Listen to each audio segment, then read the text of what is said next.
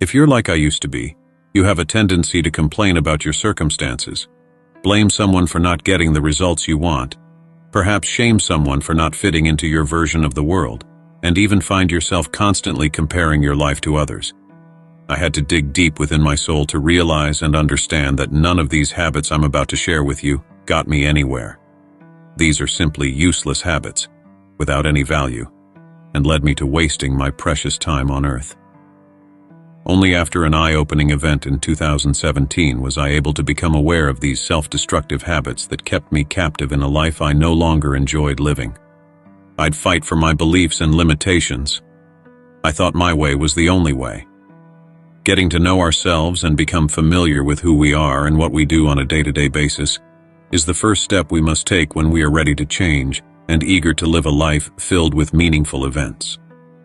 I've changed these habits over time, one by one. Give yourself plenty of space and be kind to yourself when you attempt to get rid of these life-wasting habits that will never let you become successful. 1. Complaining. Complaining is self-distraction. It's a toxic habit that keeps you stuck in a life without opportunities. This energy-draining habit steals your focus and transforms you into a toxic, negative person, constantly complaining on what's wrong instead of attempting to find solutions. I used to complain about everything. The traffic, the weather, the neighbors, the dogs, the cats, the mother-in-law, everything and everyone was my target. Sounds familiar? I had no idea how destructive this habit was until my early 40s.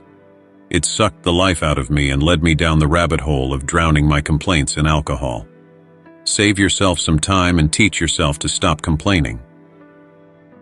Action. Choose a day where you focus on intentionally catching yourself as you begin to complain and stop. Take a breath and analyze the moment. Ask yourself, what am I complaining about? Is it worth it? Does it bring me pleasure or despair?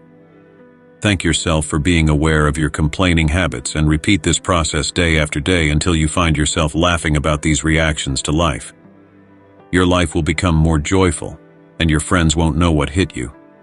They might even think you're on some type of depression medication because you're too happy. You're going to want to explain to them that you simply stopped complaining and your life changed. They won't get you until they try this themselves. Yet seeing your transformation might inspire them to do so. As you begin to be better at living without complaining, you'll notice your friends were unintentionally feeding your need to complain. It's a big change, yet you'll love the results. 2. Overcomplicating. Oh gosh. This was another big one for me. I'd overcomplicate most of my tasks at hand, analyzing and going back and forth hundreds of times, trying to make my work perfect. Is there even such a thing as perfect? Overcomplicating things completely slowed me down when I started my online business. The dilemma between choices, my inability to make decisions, and spending days complicating my choices wasted so many hours and days of my life. I've learned to take chances, welcome bold risks, and not be afraid of failing forward. I've picked up a habit of making a decision on the spot, go with it, and see what happens. If it worked, great. If not, I'd go for it again by making another choice. It's so simple, yet we tend to keep ourselves stuck in a loop of overcomplicating the answers we are looking for. Just imagine how much time you could save for yourself, and how much more you'd be able to grow as a person if you gave up on overcomplicating things in your life. The most significant benefit of leaving this overcomplicating habit behind is the most precious thing we have on this planet. Time. Action. Get clear on your goal. Shorten the time you must make a decision and go with it.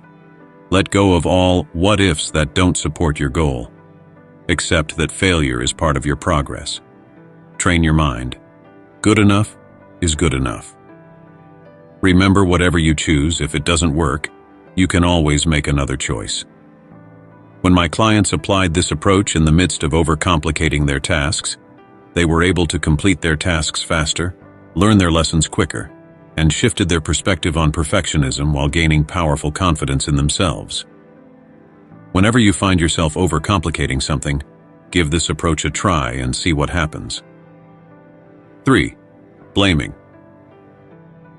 Throughout my life, I blamed my parents for mostly everything that happened to me. The way they raised me, their approach to teaching, or lack thereof, and the cause of all my struggles. Later, I blamed the system, the boss, the husband, the kids, the bills, anything I could come up with, so that I wouldn't have to take responsibility for my actions. This was by far one of the hardest and most difficult challenges I faced within myself. Taking responsibility for my actions. It's hard. Realizing that who I am and what I do is my responsibility was a huge slap in my face.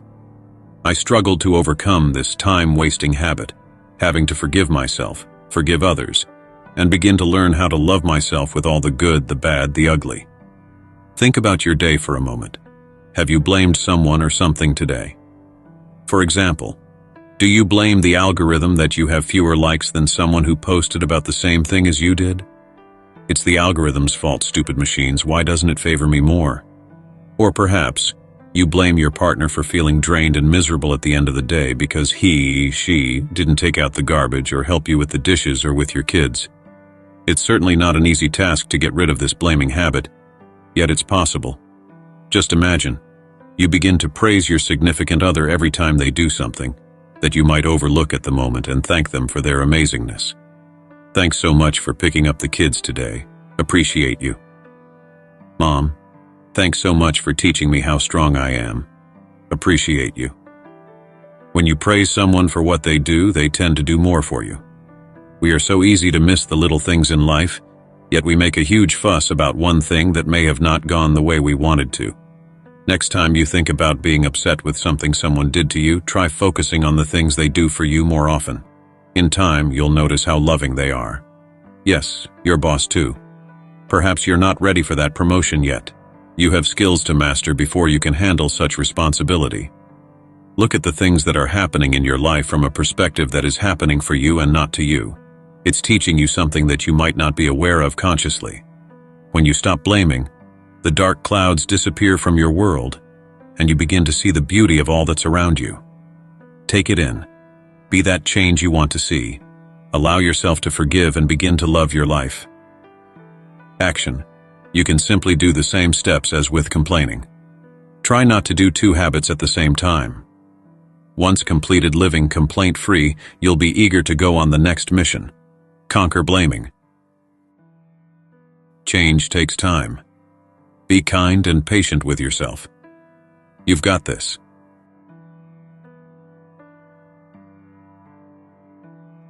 Thanks for watching.